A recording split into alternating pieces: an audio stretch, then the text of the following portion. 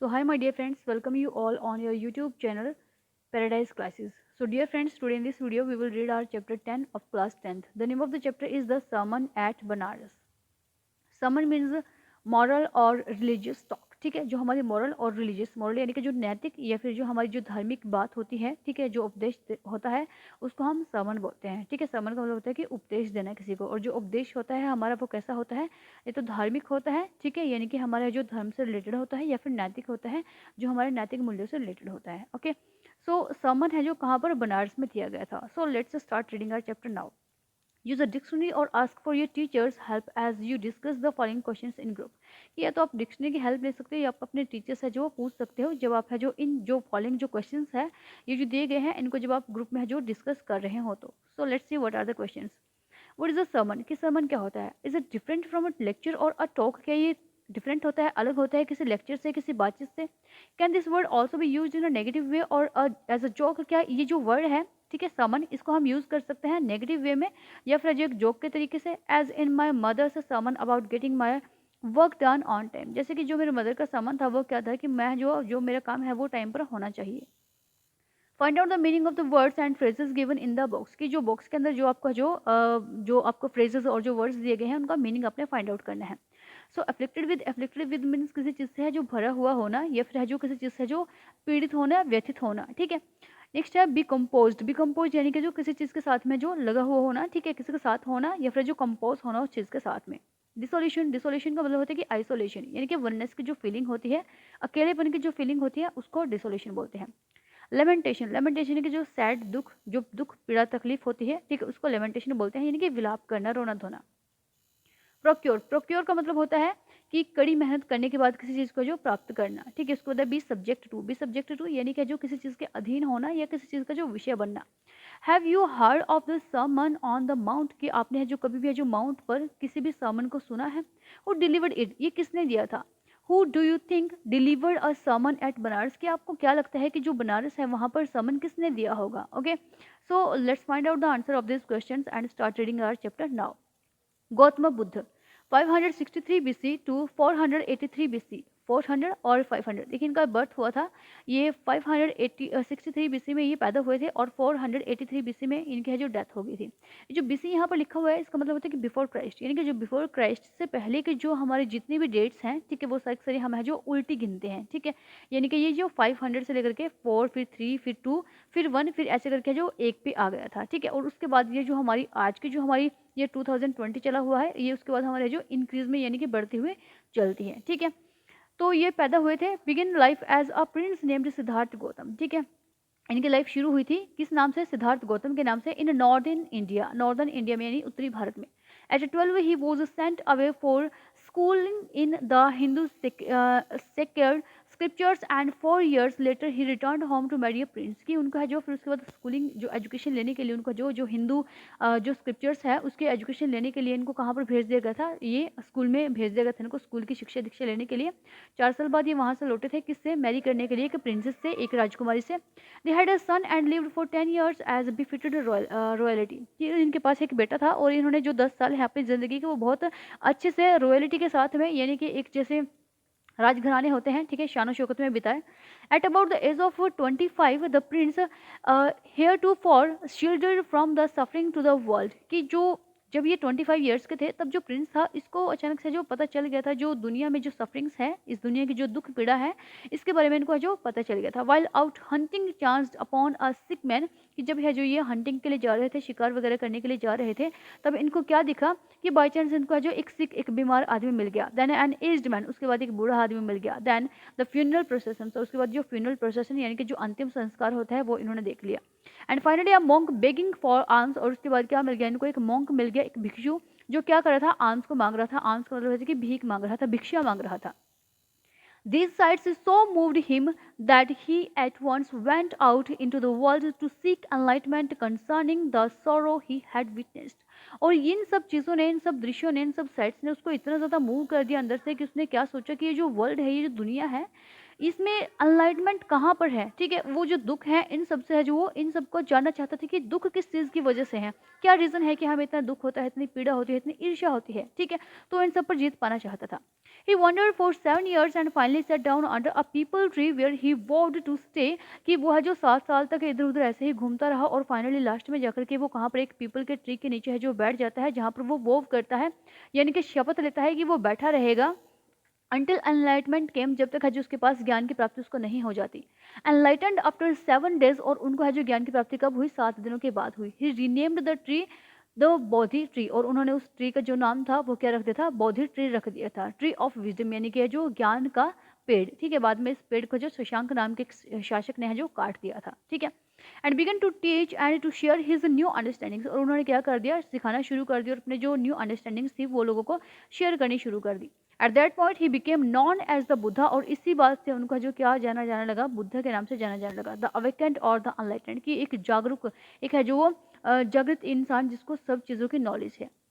The Buddha preached his first sermon at the city of Banaras, की बुद्धा ने सबसे पहले अपना जो पहला सरमन था वो कहाँ पर दिया था, पहला उपदेश था वो कहाँ दिया था, वो बनारस में दिया था। Most holy of the dipping places on the river Ganga, जहाँ पर जो बहुत ज़्यादा जो हॉली प्लेसेस था, जहाँ पर जो बात करते थे लोग, डिपिंग का मतलब की बात करने का जो प्लेस था रिवर गंगा में, वहाँ पर।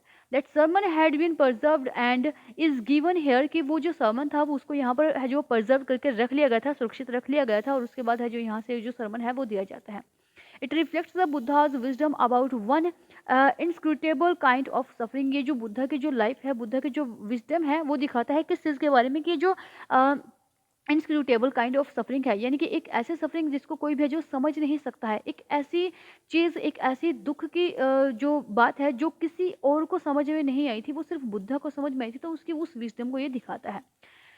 किसा Gautami had an only son and he died, किसा गौतमी के पास सिर्फ एक बेटा था और वो मर गया था। In her grief she carried the dead child to all her neighbours asking them for medicine, और उसके ग्रीफ में, उसकी अपनी पीड़ा में वो औरत क्या करी थी, उस औरत ने अपने बेटे को, मरे हुए बेटे को अपने साथ में उठा लिया और जो अपने नेबर्स के पास में, अपने पड़ोसियों के पास में घूमती रही मेडिसिन मांगने के लिए। एंड द पीपल सेड, और लोगों ने क्या बोला, she has lost her senses, कि अपने दिमाग है जो अपनी सेंसेस है वो खो चुकी है। द बॉय इज डेड, क्योंकि ये बॉय है वो मरा हुआ है। At length Kisa Gautami met a man who replied to her request, और बहुत देर के बाद जो किसा गौतमी है वो एक आदमी से मिली जो उसको रिप्लाई करता है उसकी रिक्वेस्ट पर। I can not give the medicine for thy child, कि मैं आपके बेटे के लिए किसी भी तरीके की कोई मेडिसिन है वो नहीं दे सकता हूँ, but I know a physician who can, लेकिन मैं एक फिजिशियन को जानता हूँ जो ऐसा कर सकता है। एंड द गर्ल सेड, और उस लड़की ने बोला, प्रे टेल मी सर, उसने बोला कि प्लीज़ मुझे बता दीजिए, हु इज़ इट, कि कौन है वह। एंड द मैन रिप्लाइड, और उस आदमी ने रिप्लाई किया, गो टू साक्य मुनि द बुद्धा, कि साक्य मुनि बुद्धा के पास में चले जाओ, गौतम बुद्ध के पास में चले जाओ। Kisa Gautam repaired to the Buddha and cried, कि किसा गौतम जो रिपेयर्ड का मतलब है कि चली गई वहाँ पर, ठीक है, वेंट टू, ठीक है, वहाँ पर है जो वो चली गई बुद्ध के पास में और वो रोने लगी।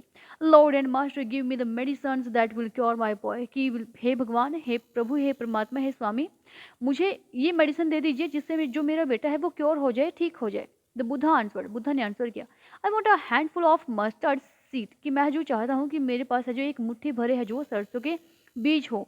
And when the girl in her joy promise to procure it, और जब उस गर्ल ने बुद्धा को प्रॉमिस किया कि वो किसी भी तरीके से अपनी कड़ी मेहनत से उनको प्राप्त कर लेगी, द बुद्धा एडेड, बुद्धा ने बोला, the mustard seed must be taken from a house where no one has lost a child, husband, parent और फ्रेंड, कि मुझे ठीक है, मुझे एक मुट्ठी भर जो सरसों के जो बीज है वो मुझे एक ऐसे घर से चाहिए जिस घर ने कभी भी अपना बेटा, बेटी, अपना पिता, अपना भाई, अपना दादा, कोई भी है जो अपने घर से ना गवाया हो। Poor Kisa Gautami now went from house to house, अब जो पुअर जो हमारी जो किस्सा गौतमी थी वो एक घर से दूसरे घर है जो जाती थी।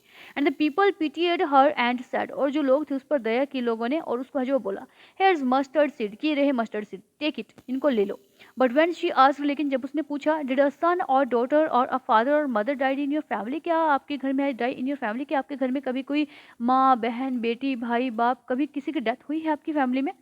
दे आंसर्ड हर, तो उन्होंने उसको आंसर किया, अल्लाह के दुख है ये बहुत ज़्यादा। द लिविंग आर फ्यू, कि यहाँ पर जीवित रहने वाले कम है, but the dead are many, लेकिन जो मरने वाले हैं वो बहुत ज़्यादा हैं। Do not remind us of our deepest grief, हमें अपने हमारे जो दुख भरे जो गीत हैं, सॉरी जो दुख भरे जो हम हमारे जो दुख हैं इतने भरे हुए, ठीक है, वो हमें रिमाइंड मत कराओ, वो हमें याद मत दिलाओ। And there was no house but some beloved one had died in it. लेकिन है जो यहाँ पर ऐसा कोई भी घर नहीं था जहाँ पर है जो किसी का भी कोई बिलव्ड, जो कोई प्यारा था, कोई भी था, ठीक है, वो ना मरा हो। किसा Gautami became very and hopeless. अब जो किसा गौतमी थी वो बहुत ज़्यादा थक चुकी थी और होपलेस हो चुकी थी। And set down at the way side watching the lights off the city. और वो जो वो वहीं पर है जो एक साइड में जो रास्ते पर बैठ जाती है और जो सिटी की जो लाइट्स होती हैं उनको देखती है। As they flicker up and were extinguished again. जैसे ये जो फ्लिकर करते हैं और वापस से जो एक्सटिंगाइज हो जाते हैं, ठीक है, दोबारा से जो गायब हो जाते हैं। At last the darkness of the light range everywhere. और लास्ट में क्या होता है कि जो डार्क होती है, डार्कनेस होती है, वो है जो हर तरफ है जो फैल जाती है।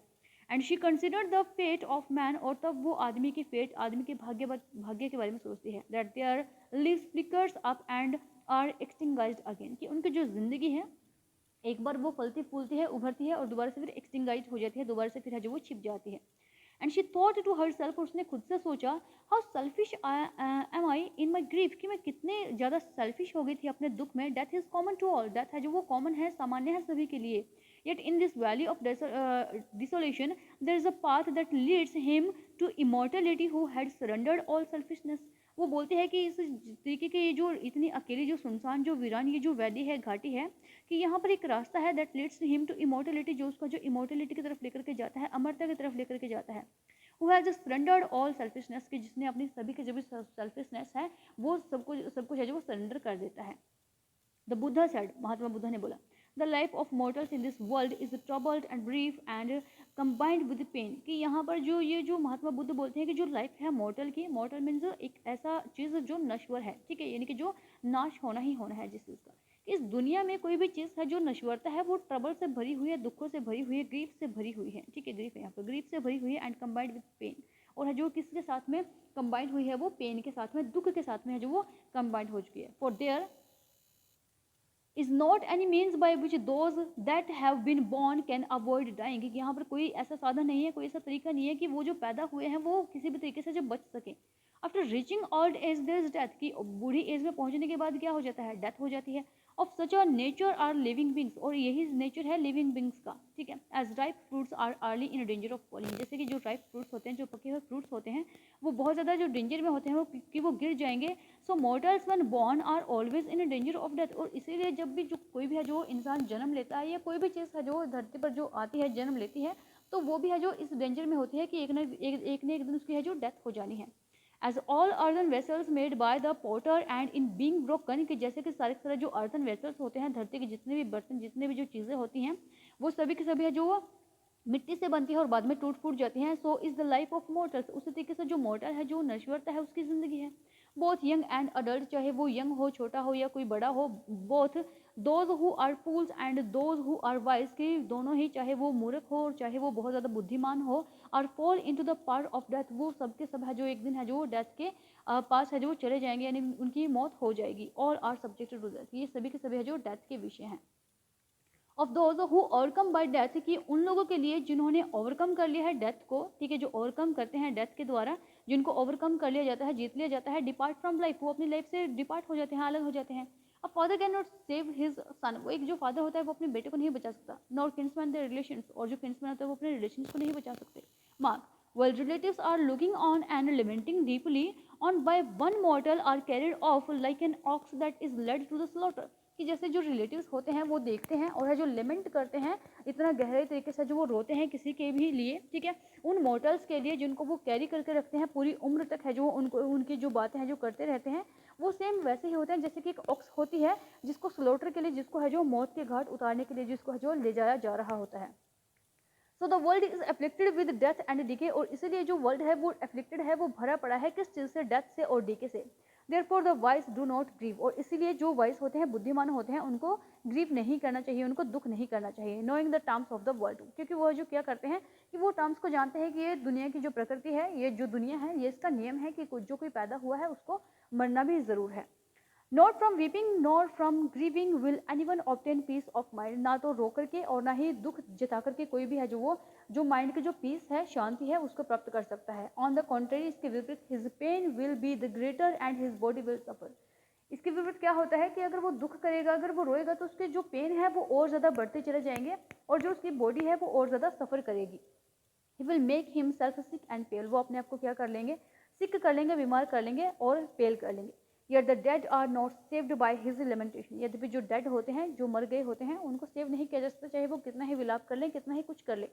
He who seek peace should draw out the arrow of lamentation and complaint and grief, कि वो लोग जो पीस को ढूंढते हैं, जो शांति को ढूंढते हैं, उनको क्या करना चाहिए, उनको है जो ड्रॉ आउट कर देना चाहिए, जो लेमेंटेशंस है, जो दुख है, जो पीड़ा है, जो परेशानियां हैं, जो कंप्लेंट्स है, ठीक है, उन सब का जो ड्रॉ आउट कर देना चाहिए।